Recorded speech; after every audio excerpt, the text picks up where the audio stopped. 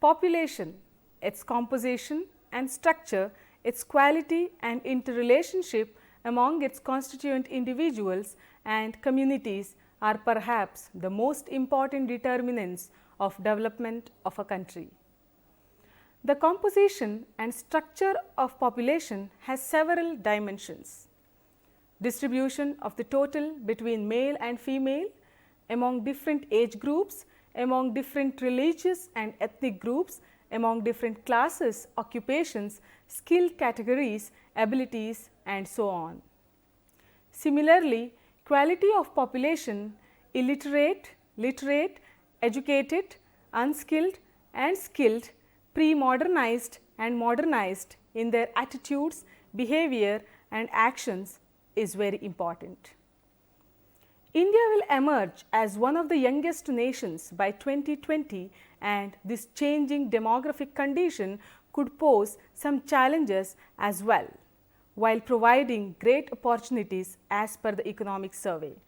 India is passing through a phase of unprecedented demographic changes, wherein proportion of working age population, that is 15 to 59 years, is likely to rise from around 58% in 2001 to over 64% by 2021, said the pre-budget report card on the state of economy.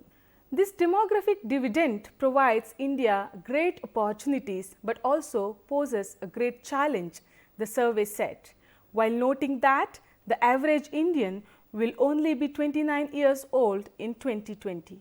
In absolute numbers, there will be around 63.5 million new entrants to the working age group between 2011 and 2016. Further, the bulk of this increase is likely to take place in the relatively younger age group of 20 to 35 years. According to Human Development Report published by United Nations Development Programme (UNDP), India is still in the medium human development category, with countries like China, Sri Lanka, Thailand, Philippines, Egypt, Indonesia, South Africa and even Vietnam has a better rank.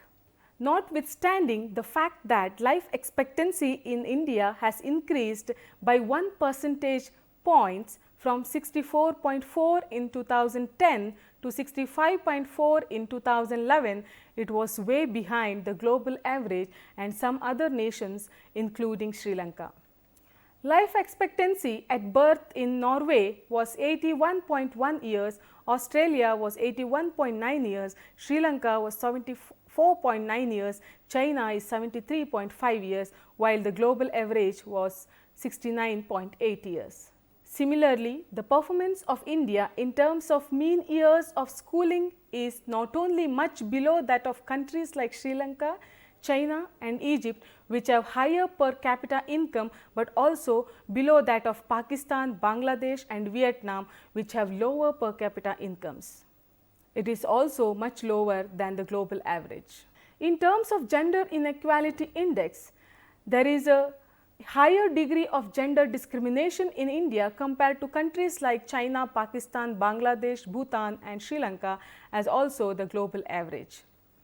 Keeping above information in mind, we can analyze various factors influencing Indian human resource as well as many issues bouncing around it.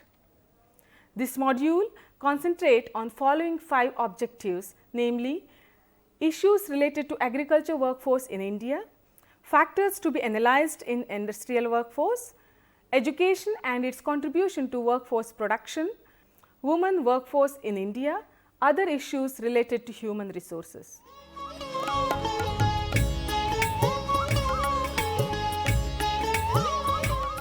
By contributing nearly 1/4 of the GDP and providing livelihood to around 70% of the population, agriculture continues to be the backbone of Indian economy.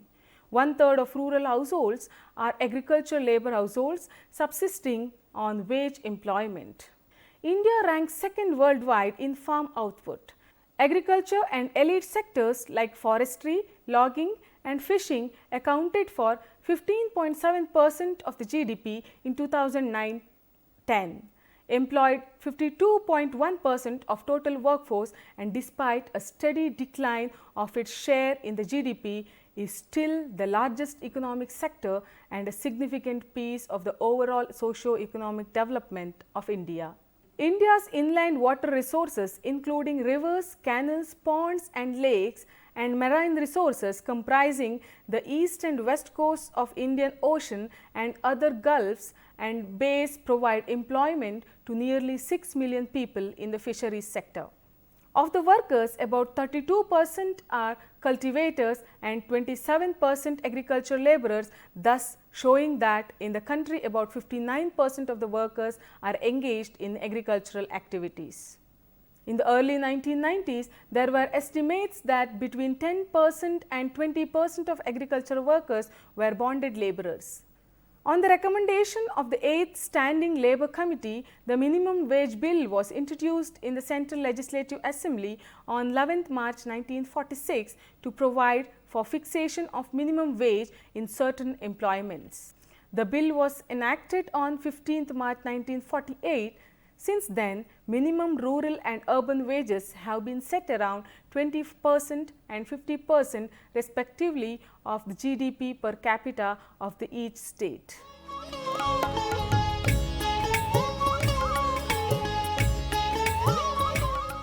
Industrial Revolution brought forth a great change in the occupational distribution, aggressively snatching the resources, human and non-human, for manufacturing and trade. The occupation of manufacturing for capital formation rather than direct consumption prospered significantly. That led to the replacement of feudalism by capitalism. Towns developed around the seat of manufacturing and trade. The base of the pyramid depicting occupational distribution became much narrower. In due course, when further technological development followed, the said base grew narrower while the contribution of secondary and tertiary sectors became dominant. Manufacturing created so much of surplus value added that it could support a large tertiary sector, and the pyramid got inverted. Industry accounts for 28% of GDP and employ 14% of total workforce. In absolute terms, India is 12th in the world in terms of nominal factory output. India has one of the world's fastest growing automobile industry. Textile manufacturing is the second largest source of employment after agriculture and accounts for 20% of manufacturing output, providing employment to over 20 million people.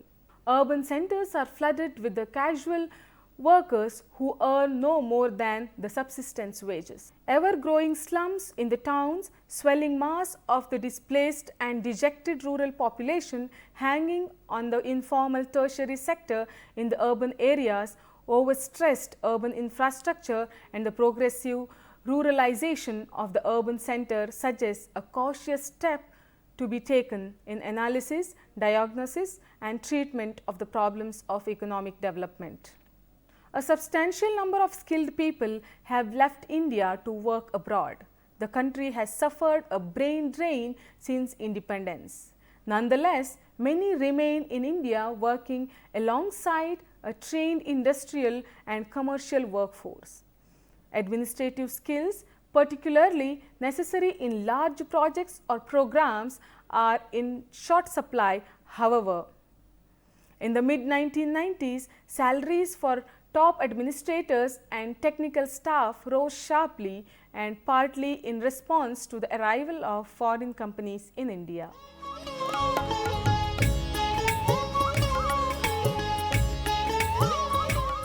India on 2012 budget proposed an almost 18% increase in the education budget, that is to rupees 61,407 crore for the fiscal starting on April 1st, amid increasing concerns that the country risks losing its competitive edge because of the perceived drop in the quality of education. Higher education received an outlay of rupees 15,438 crore, up from rupees 13,103 crore. The Quality Education Survey by Wipro Limited and Educational Initiatives, an education assessment firm, found that High-end schools in metros lacked quality parameters and largely dependent on rote learning. A study by the Program for International Student Assessment found that out of 74 countries, Indian school students at the higher secondary level ranked almost at the bottom, with only Kyrgyzstan faring worse than India. Yet, spending more money on education doesn't necessarily translate into better outcomes, said some critic. The quality of education today translates into future workforce.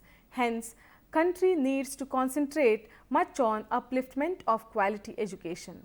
Another key allocation is rupees 11,937 crore for midday meals, a scheme that aims to attract students to elementary schools by providing them food. Rupees 3,124 crore for the Rashtriya Madhyamika Shikshana Abhiyana, a scheme for promoting secondary education, set aside. Under this program, the government plans to open some 6,000 model schools, including 2,500 in collaboration with the private sector during the 12th five-year plan beginning in April. The responsibility of education beyond and above literacy and some minimal level of efficiency lies on the system of higher education imparted specially after the school level. The enrollment in tertiary schools was 5.7 million students. In the institutions of professional education, the enrollment figures are as follows: engineering 1.39 lakhs, engineering diploma 1.86 lakh, medical allopathy 18,000, dental 3,000, paramedical 26,000, agriculture 10,000, veterinary 2,000, natural sciences about 2 lakhs. A continued turning out of graduates and master degree holders in academic disciplines has flooded the market of educated manpower. The industrial sector has not expanded. The swelling number of so-called educated youth aspiring for job is in fact that of unemployable ones, partly because they have not acquired any skills that may be useful for the industry or even commerce, and partly because they have an apathetic attitude to manual work. Therefore, they often seek jobs in the government which suits most to their temperament and ability.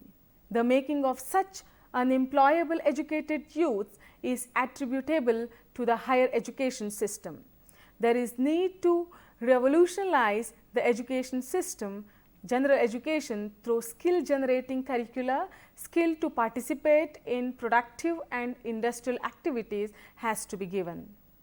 A knowledge economy requires India to develop workers, knowledge workers and knowledge technologists who are flexible and analytical and who can be driving force for innovation and growth. To achieve this, India needs a flexible education system.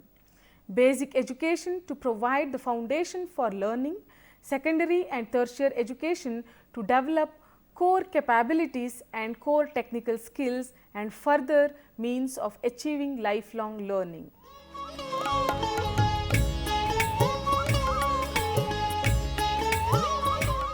The Sarva Shiksha Abhiyan has had positive outcomes for girl child education, leading to an increase in the gender parity index in primary as well as upper primary education.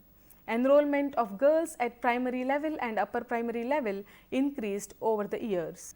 Data also shows that the number of girls in schools in the age group of 5 to 14 years has increased from 79.6% in 2004-2005 to 87.7% in 2009-10. Similarly, the number of girls in the educational system in 15 to 19 years age group increased from 40.3% to 54.6% over the same period. Women and health. Implementation of the National Rural Health Mission has resulted in an improvement in many development indicators for women. As per the Indian Human Development Report, fertility rates have come down and have reached replacement level in number of states. Maternal mortality ratio has come down to 212 per 1 lakh live births in 2009 from 301 in 2003. Women and economy. An important strategy for financial inclusion of women, which is crucial for their integration into the economy, has been microfinance. A model encourages access to self-help groups to banks both as a means of savings and as a providers of loan services. By March 2010, 69.53 lakh self-help groups, including those formed under the SGSY, had been covered under the National Bank for Agriculture and Rural Development's SHG Bank Linkage Program. Promoting gender mainstreaming through gender budgeting. Recognizing that women, constituting 48% of India's population, lag behind men on many social indicators like health, education and economic opportunities, and warrant special attention due to their vulnerability and lack of access to resources as a tool for achieving gender mainstreaming, has been adopted by the government in 2005. National Mission for Empowerment of Women, an umbrella mission to strengthen intersectoral convergence and facilitate the process of coordination of all the women's welfare and socio-economic development programs across ministries and departments, was launched on March 8, 2010 to ensure economic and social empowerment of women.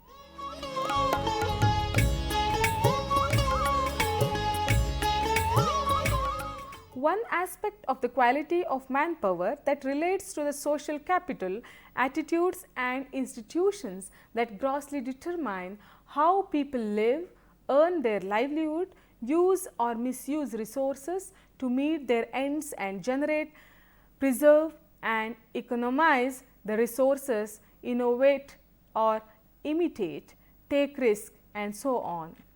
Unemployment. Unemployment, poverty are the two major challenges that are facing the world economy at present. Unemployment leads to financial crisis and reduces the overall purchasing capacity of a nation. This in turn results in poverty followed by increasing burden of debt. Now, poverty can be described in several ways. Lack of effective aggregate demand of the labor is one of the principal reason for unemployment. In the less developed economies, a substantial portion of the total workforce works as surplus labor. This problem is particularly prevalent in the agriculture sector. Due to excess labor, the marginal productivity of the workforce may be zero or even negative. This excess pool of labor is the first to become unemployed during the period of economic or social crisis. When a capitalist economy undergoes some dynamic changes in its organizational structure, it results in structural unemployment. This type of unemployment may also emerge if the lack of aggregate demand continues for a substantially long period of time. In case of frictional unemployment, workers are temporarily unemployed. There may be cases of hidden unemployment where workers restrain themselves from working due to absence of appropriate facilities. In India, the problem of unemployment and poverty have always been major obstacles to economic development. Underemployment and unemployment have crippled the Indian economy from time to time. Excessive population is another major problem as far as Indian economy is concerned. Regional disparity is also crucial in this context. A part of the urban workforce in India is subjected to sub-employment. Mass migration from rural to urban regions is adding to the problems of unemployment and poverty in India. Mass poverty and efficiency of human resources. From the viewpoint of quality of human resources, poverty of the mass is very important. Mass poverty is important from many angles. Poverty is an issue of distribution of the regional wealth and closely relates to social welfare. It is a political issue also. But when poverty leads to poor health and low efficiency, it has a direct bearing on production, the generation of social wealth. In the rural areas, poverty is acute. A fair majority of the people in urban areas also is ill-fed, ill-clad and ill-housed. In short, human resources in many regions have three aspects increasingly more important in the sequel. First one, physical fitness, relating to physical effort easily captured by the number of workers, their general health, number of man hours devoted to work, etc. Dexterity, agility, skills, expertise, ability, proficiency inculcated by training, and attitude, outlook and mindset, imbibed modernization ideals and their practice at the mass level. This third aspect makes soft resources or the social capital. The first two aspects of human resources are generally considered in planning for development.